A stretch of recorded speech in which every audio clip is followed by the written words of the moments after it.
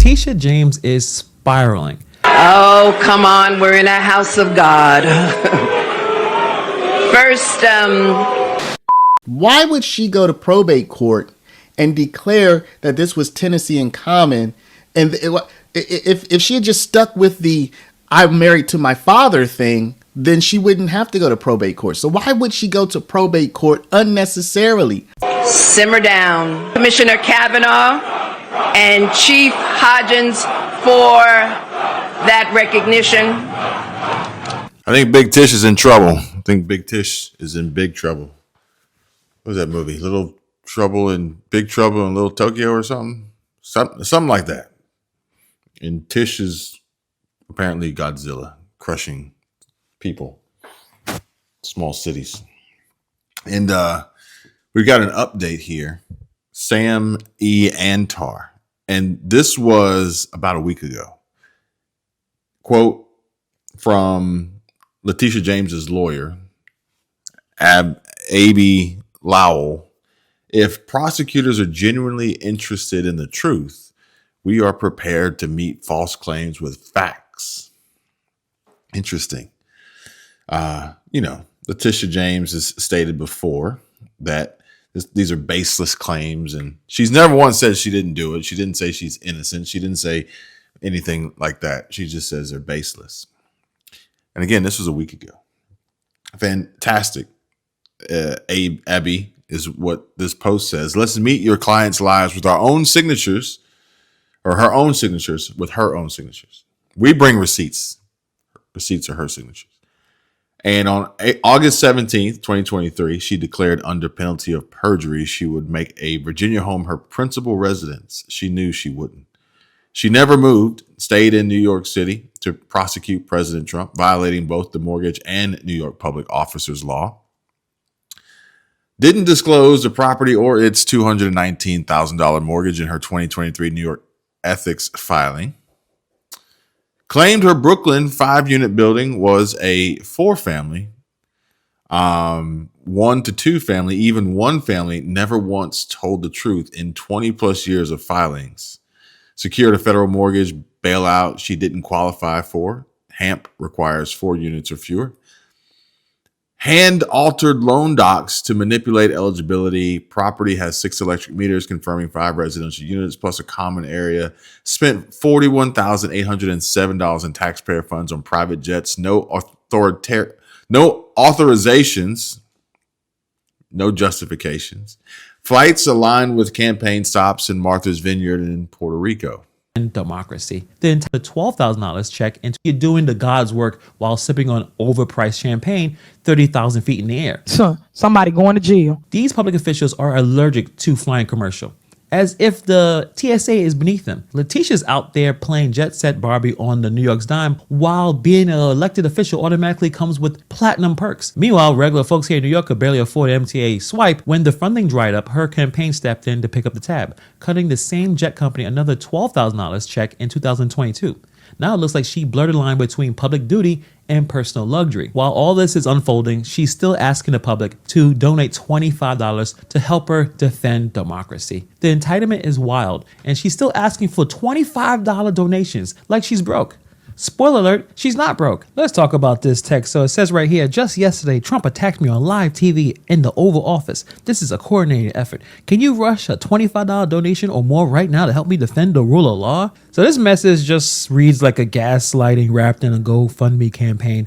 Like, be honest, she's not broke. She got the $10 million from the state budget, taxpayer money sitting in a legal defense fund. Yet she's hitting up everyday New Yorkers for some couch cushion change like she's down bad or needs to borrow some lunch money. You're not defending the rule of law. You're defending yourself from the law. And how dare you make it sound like it's a national emergency when you got ghost mortgages, charter flights, and 5 doorbells on a 4-family lie. She is using fear-style tactics to crowdfund a legal disaster of her own making. People in New York are struggling to pay rent, buy groceries, ride the damn subway, and Letitia James is asking them to bankroll her courtroom cleanup crew. She's out here texting like some kind of Nigerian prince with a Wi-Fi access. No, Letitia, you don't need that $25. You need a lawyer and a reality check, preferably in that order. Isn't that something? James' campaign is out there texting New Yorkers, begging for donations while sitting on a $10 million tax-paid fund for legal defense. That $10 million slush fund was quietly tucked into the 2025 state budget. There was no oversight, no receipts, no invoices,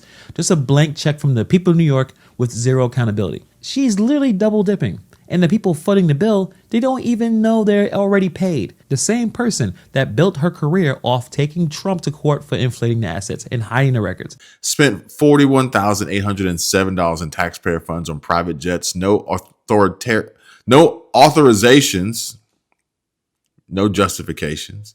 Flights aligned with campaign stops in Martha's Vineyard in Puerto Rico.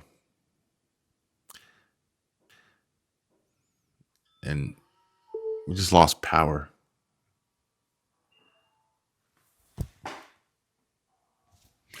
We lose power here like at least once a week for like a second. Really makes live streams almost impossible because you lose your internet and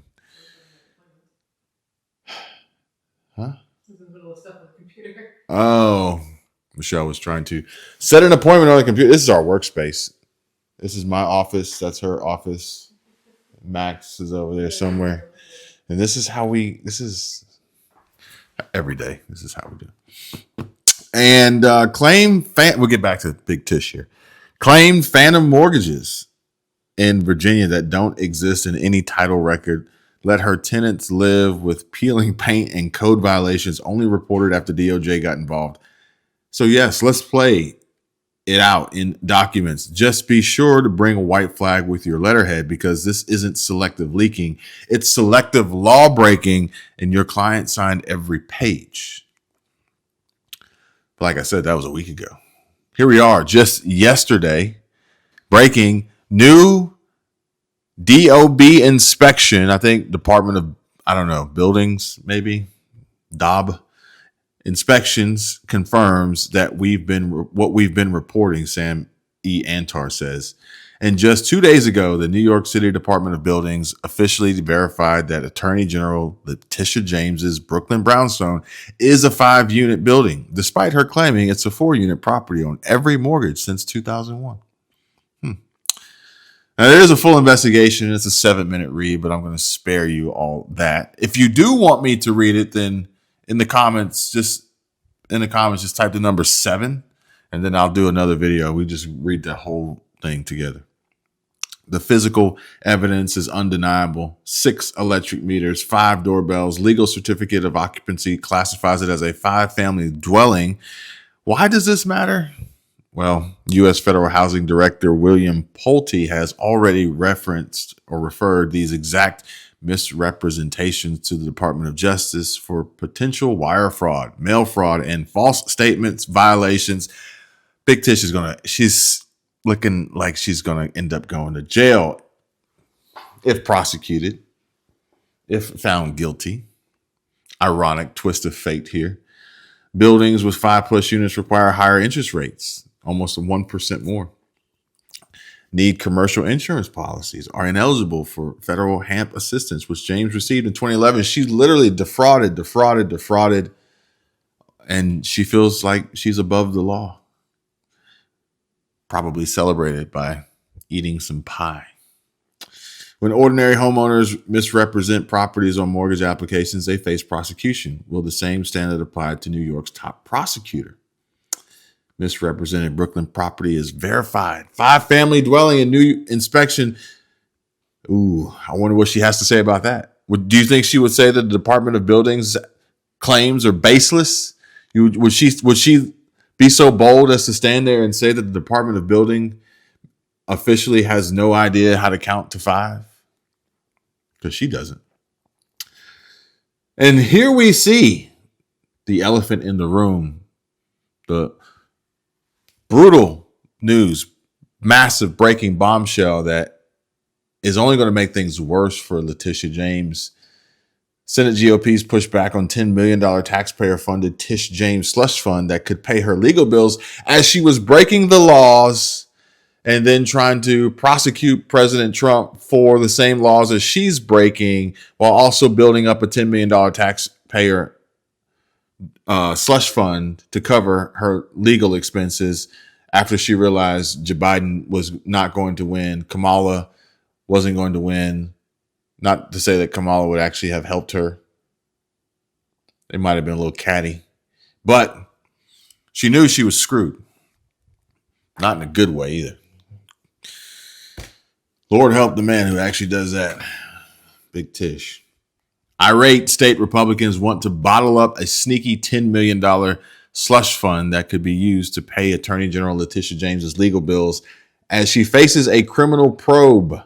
Not a penny should be spent from the controversial fund that Democrats slipped into New York's 2026 budget.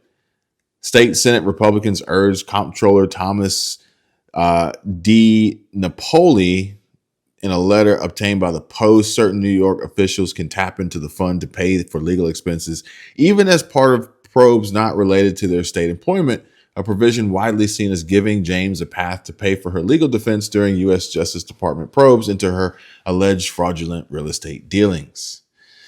Oh, man. And there's the hammer. This is not looking good for Letitia James. I'm all in for it. We got this document here, this power of attorney. I can't wait to see how this plays out.